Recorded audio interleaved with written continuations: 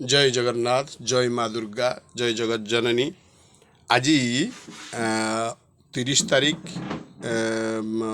September 30 आश्विन मास शुक्ल पक्ष महाष्टमी तिथि। ये महाष्टमी रे माँ दुर्गांकर त्रिदिनात्मक पूजा अंतर्गत आज द्वितीय दिवस पूजा। आमे सप्तमी दिन में माँकर षोडशोपचार भाव में पूजा करा जायछि। सेही षोडशोपचार भाव में आज अष्टमी तिथि रे मध्य महास्नान गणपति आदि पूजा विभिन्न प्रकार सब देवादेवी पूजा परे अर्घ्य स्थापन करी पीठ पूजा समापन परे षोडशोपचार पूजा एवं नवपत्रिका पूजा परे वरुणादि आवरणादि जेते देवता अछंती आमे समस्त देवादेवी विधिवत भाव में षोडश उपचार रे आमे पूजा करिबा।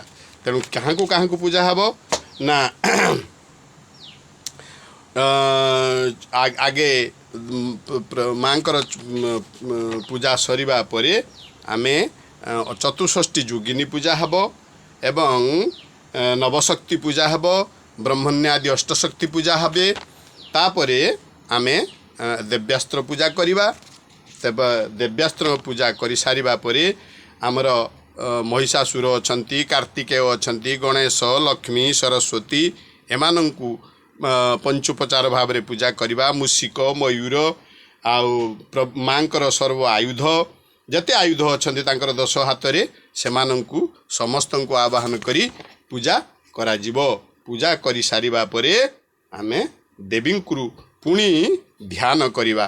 जो माँकर पूजा हेथिबो से माँकर पुणी आमे ध्यान पढ़िबा बा ध्यान करिबा। कोन ना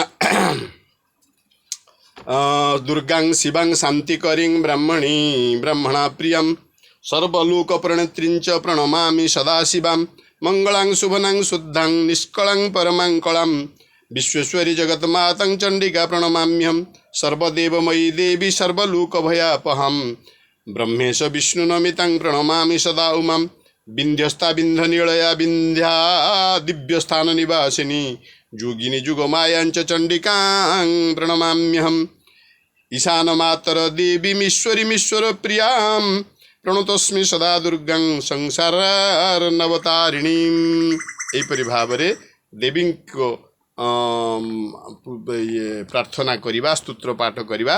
स्तोत्र पाठ करी माँकर अष्टमी विहित पूजा समापन करिबा।